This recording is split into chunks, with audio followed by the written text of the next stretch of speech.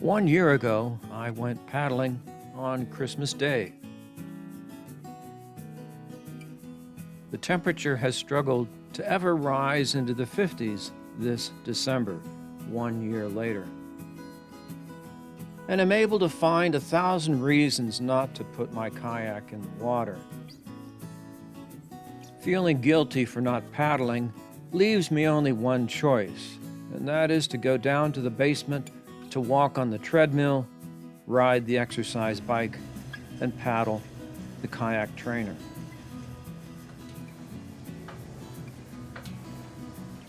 In this video, I describe the homemade paddling machine I constructed from plans available from Dave the Kayaker, owner of West Side Boat Shop Racing Kayaks in Charlottesville, Virginia.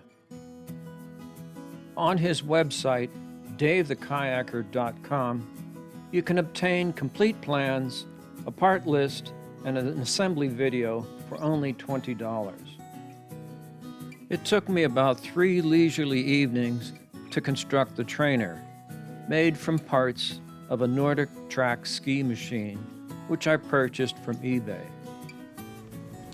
The big advantage of Dave's design is that the flywheel gives a natural resistance, pressure, and feeling, just as if you were paddling in water. Another advantage is that the rockers allow you to tilt on edge, just like in a kayak, taking long bow to stern sweep strokes. A modification I made allows an imitation of the upward pressure of your knee and the pressing of the opposite foot. I am not going to go into the details of constructing the trainer. All of that is available on Dave's website and from his YouTube videos. What I am going to discuss is the modification from Dave's original design that I made to suit my own purposes. For the paddle, you can use an old or broken paddle, or most any kind of rod, dowel, or shaft. I chose to use the handle from a rake I bought at Home Depot. The brand is called Husky, like the dog, and is advertised as 57 inches in size. It's a pricey way to go, but I had no old paddle to use, and other options would be heavier than a fiberglass rake handle. The length is 53 inches after cutting off the rake part.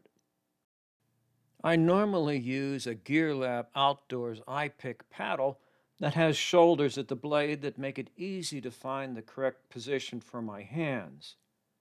For the rake handle, I placed rubber O-rings from Harbor Freight at the proper places on the shaft to make it easy for me to place my hands in the proper places. And just like navigation lights on real boats, I cover the rings with red-colored tape on the port side, green on the starboard, and placed a white stripe right in the center of the paddle. I found some rubber caps in my junk box and put them on the ends, but you could probably use crutch tips. The original plans call for no seat or only a simple wooden platform. I wanted a seat with a back, and since I replaced the seat in my Pelican Strike kayak, I used that one on the trainer. The side straps are held in place with 3/8 inch by 6 inch bolts with nylon lock nuts. You may also consider using a stadium seat or a seat from an old office chair. This photo also shows how you are able to use the upright bracket of the Nordic track machine as a footrest, allowing for adjustment of the footrest fore and aft. You may mount the bracket to the frame to suit your own needs. I mounted the bracket offset to one side to keep the beam in the middle of the base. I sawed off one side of the bracket that hung over the edge and drilled 2 new holes. I added a bushing on the bolt in the middle of the bracket to prevent the edges of the bracket from bending inward. And I also added a block of wood inside the chrome-plated rail to prevent it from collapsing when clamped. I also realized that I could add a board to rest my knees on at the top of the footrest. In a sit-inside kayak, you push up with one knee or the other knee when putting the boat up on edge. Mounting a cross-wide board allows you to practice this on the trainer. I placed closed-cell foam pads underneath the board to cushion my knees. The top corners of the knee board are rounded so as to not catch the ropes. A nylon web strap keeps the beam in position. Adjust the length of the nylon strap that runs to the frame to suit your own needs.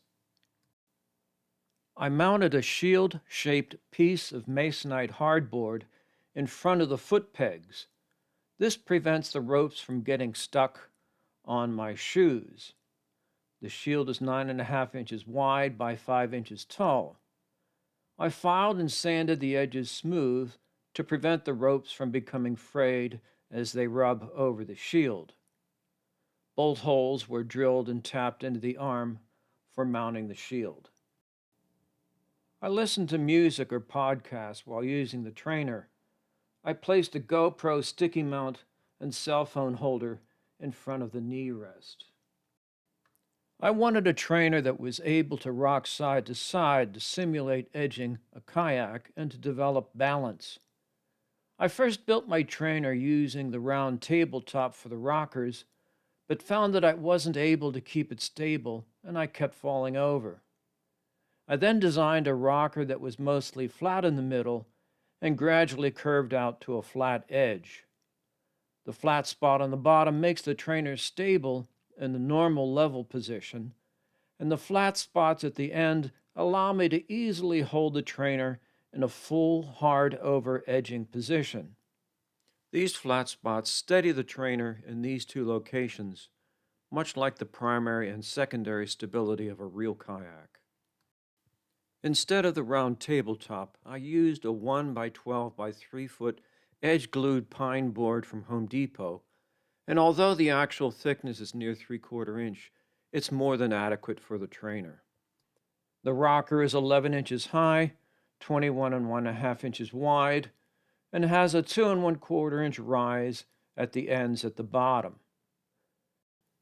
There is no pattern that I can provide for you, so you just have to shape your own from looking at these photographs. Overall, I am very pleased with the workout that the trainer provides for me.